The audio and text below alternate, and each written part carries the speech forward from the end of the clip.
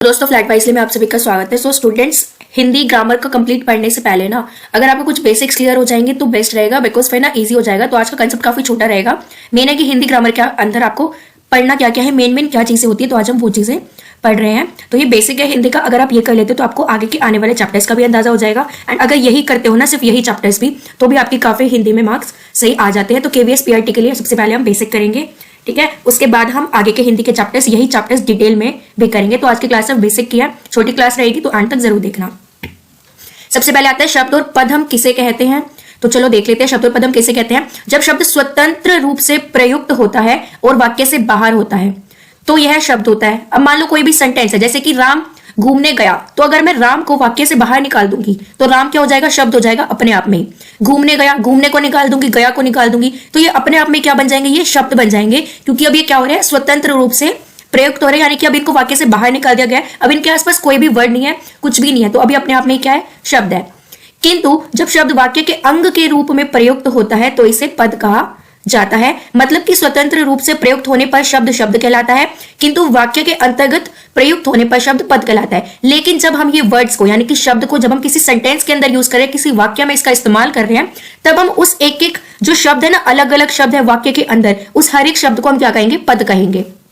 अब पद के 5 भेद होते हैं। कौन कौन से भेद होते हैं, संज्ञा, सर्वनाम, विशेषण, क्रिया और अव्यय। नेक्स्ट हम अभी ये भी देखेंगे कि अव्यय के अंदर क्या क्या आता है। पहले हम संज्ञा, सर्वनाम, क्रिया, विशेषण देख लेते हैं। सो स्टूडेंट, जो ये संज्ञा है, ये होते हैं नाम बताने वाले शब्द, यानी कि आपने बचपन में भी पढ़ा हुआ, किसी भी व्यक्ति, वस्तु, स्थान आदि के नाम, यानी कि जब हमें किसी चीज का नाम रखना है, किसी भी चीज को बुलाना है कि हम इसे कहेंगे क्या, तो वो नाउन हो जाता है, यानी कि संज्ञा हो जाएगा। तो उसका उदाहरण में यहाँ पे दिया हुआ है, सलोनी हो गया, शिल्पी हो गया, राम हो गया, श्याम हो गया। जिसका भी हम नाम लेके, किसी का भी जब हमने जो कोई नाम दे दिया है, वही हमारी संज्ञा बन जाती है। अब आता है सर्वनाम। क्या होता है, संज्ञा के बदले आने वाले शब्द, यानी कि संज्ञा के स्थान पर जो शब्द प्रयोग किए जाते हैं उसे हम सर्वनाम कहते हैं। जैसे कि मैं, आप, हम, तुम, तुम्हें, हम, तो ये सब क्या हो जाएंगे, सर्वनाम हो जाएंगे। फिर आता है विशेषण, इंग्लिश में इसको एडजेक्टिव कहते हैं। विशेषण क्या है, संज्ञा या सर्वनाम की विशेषता बताने वाले शब्द क्या होते हैं, आपके विशेषण कहलाते हैं। जैसे कि छोटा, बड़ा, काला, गोरा, हल्का, अच्छा, बुरा, ये सब क्या है, किसी न किसी चीज की विशेषता है। तो ये शब्द हम कब प्रयोग करेंगे, जब हमें इसके आगे या तो संज्ञा होगी या सर्वनाम होगी। जैसे कि छोटा पेड़, बड़ा आदमी, छोटा लोटा, हम ऐसे कुछ भी बना सकते हैं जो कि विशेषता बता रही है संज्ञा या सर्वनाम की। अच्छा, तो जैसे कि अच्छा हो गया तो अच्छा लड़का है, अच्छा लड़की है। काला कपड़ा, तो कपड़े की विशेषता क्या बता रही है कि वो काले रंग की है, तो काला क्या हो गया, विशेषण हो गई। फिर आता है क्रिया या वर्ब होती है एक तरह से, यानी कि कोई भी काम हो रहा है, जब कोई भी कर्म हो रहा है या काम हो रहा है तो वो क्रिया कहलाएगी। संज्ञा सर्वनाम के संबंध में विधान करने वाले शब्दों को हम क्रिया कहते हैं। मतलब कोई भी काम हो रहा है, क्रिया हो रही है, जैसे कि आया, गया, तो ये सब क्या है, क्रिया है। बैठा, पानी पिया, तो पिया क्या हो गया, क्रिया हो गई, क्योंकि हम क्या कर रहे हैं, कुछ ना कुछ काम कर रहे हैं। लिखा, तो लिखना भी, चलना, घूमना, ये सब क्या है, क्रिया है। नेक्स्ट हमारा आता है अव्यय। अब स्टूडेंट्स, अव्यय के अंदर ना हमारे 4 चीजें होती है। पहला है क्रिया विशेषण, दूसरा है हमारा संबंध बोधक यानी प्रिपोजिशन, फिर है हमारा समुच्चय बोधक, इसको हम इंग्लिश में कहते हैं कंजक्शन, एंड लास्ट है आपका विस्मयादि बोधक, ये है इंटरजेक्शन। सो स्टूडेंट्स, ये ना आपके हिंदी में केवीएस पीआरटी के अंदर जनरल प्रोफिशिएंसी में तो आ रहे हैं, लेकिन पेडागोजी में नहीं आ रहे, बट प्रोफिशिएंसी भी 10 मार्क्स के लिए इंपॉर्टेंट है। तो एटलीस्ट आप इनका मीनिंग जान लो कि ये है क्या, ठीक है। तो अब चलो अव्यय देखते हैं क्या है। तो क्रिया विशेषण में आता है, पहले जो शब्द क्रिया की विशेषता बताते हैं वो क्रिया विशेषण होते हैं। जैसे कि भीतर, बाहर, तो यानी कि ये बाहर बैठा है, मान लीजिए मैंने बोला बाहर बैठा है, अब बैठा क्या हो गया, क्रिया हो गई, लेकिन वो कहां बैठा है, बाहर बैठा है, तो ये इसकी विशेषता बता रहे हैं, उस क्रिया की जो विशेषता बता रहे हैं ना, तो वो शब्द होते हैं आपके क्रिया विशेषण। नेक्स्ट आता है संबंध बोधक, यानी कि क्रिया से नामार्थक शब्दों का संबंध जोड़ने वाले शब्द, यानी कि क्रिया है, अब उसमें हमने कुछ ना कुछ शब्द जोड़ दिए तो हम उसे क्या कहेंगे, प्रिपोजिशन कहेंगे। वो विशेषण नहीं बता रहे उस क्रिया की, लेकिन वो नामार्थक शब्द है, यानी कि एक काइंड ऑफ संज्ञा जैसे कुछ शब्द हैं जिनको कि अगर हम जोड़ते हैं तो वो संबंध बोधक हो जाते हैं। यानी कि जब कोई काम हो रहा है ना, तो वो उसके साथ जुड़ के हमें बता रहे हैं कि ओके क्रिया इस प्रकार की गई है, तो वो होते हैं आपके संबंध बोधक शब्द। एग्जाम्पल में देखिए, आगे, पीछे, वह उसके पीछे पीछे चला गया, यानी कि वो उसके पीछे चला गया, उस पर्सन के पीछे चला गया। अब वो कैसे चल रहा है, उसके पीछे चल रहा है, तो ये हो गया हमारा प्रिपोजिशन। नेक्स्ट आता है समुच्चय बोधक, इसमें 2 शब्दों या फिर वाक्य को जोड़ा जाता है, यानी कि 2 शब्दों और वाक्य को जोड़ने वाले शब्द को हम क्या कहेंगे, समुच्चय बोधक। इसमें एग्जाम्पल हो जाएगा और, इसलिए, जैसे कि आप बोल सकते हो कि राम स्कूल नहीं जा पाया इसलिए उसका पेपर छूट गया।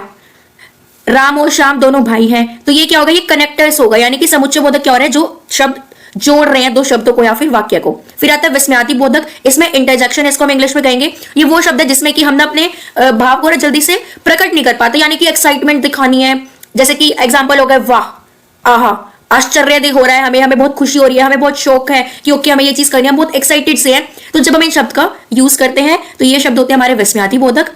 अब ना स्टूडेंट्स एक ना बहुत इंपॉर्टेंट वाक्य है, वो वाक्य मैं आपको हाईलाइट करते हुए दिखाती हूँ, एक मिनट।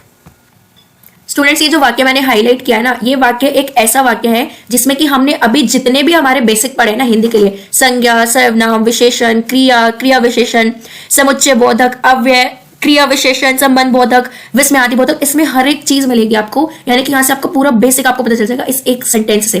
तो इस एक सेंटेंस में क्या है, पढ़ते हैं ये सेंटेंस। अरे मुख्य अतिथि आ गए और तुम अभी तक आईने के सामने बैठी हो। तो हमारे सेंटेंस क्या है, अरे मुख्य अतिथि आ गए और तुम अभी तक आईने के सामने बैठी हो। अब इसमें जो अरे वर्ड है ना, ये क्या एक शॉकिंग वे दिखा रहा है कि और बहुत एकदम से मेरे को बहुत आश्चर्य हो रहा है कि यहाँ पे तो मेहमान आके बैठी और ये अभी तक बैठी हुई है। तो यहाँ पे क्या हुआ, ये हमारा कौन सा व्यवहार है, विस्मयादि बोधक, क्योंकि इसमें आश्चर्य है एंड साथ में ये वाला साइन देख रहे हो, इंटरजेक्शन का, एक्सक्लेमेशन वाला। इस साइन को हमने अभी चिन्ह की क्लास में पढ़ा है कि इसको हम विस्मयादि बोधक चिन्ह कहते हैं। तो ये जब भी आएगा तो इसे याद रखना कि यहाँ पे विस्मयादि बोधक अव्यय लग रहा है। नेक्स्ट है मुख्य है। अब ये मुख्य किसके लिए यूज हो रहा है, अतिथि के लिए यूज हो रहा है। तो मुख्य क्या बता रहा है, विशेषण है ये अतिथि के लिए विशेषता बता रहा है। नेक्स्ट है हमारा वर्ड अतिथि। अब अतिथि क्या एक नाम है, तो ये संज्ञा हो गया क्योंकि एक नाम को सूचित करेगा, ठीक है, मेहमान आए हैं। फिर आ गए, अब कोई आया है तो वो क्या हुआ है, क्रिया हुई है, यानी कि वो क्रिया बता रहे हैं कि अतिथि क्या हुआ है, अतिथि आ रहे हैं, आ गए हैं, तो ये हो गई हमारी क्रिया। अब आता है और शब्द हमारा समुच्चय बोधक है क्योंकि हमारे दो वाक्यों को जोड़ रहा है। मुख्य अतिथि आ गई ये एक अलग वाक्य है, तुम अभी तक आईने के सामने बैठे हो एक अलग वाक्य है, राइट। तो ये समुच्चय बोधक अव्यय है। तुम सर्वनाम है क्योंकि ये किसी के नाम के बदले आया है, यहाँ पे जो बैठी हुई है आईने के सामने उसके लिए यूज हो रहा है ये तुम, तो यहाँ पे सर्वनाम है।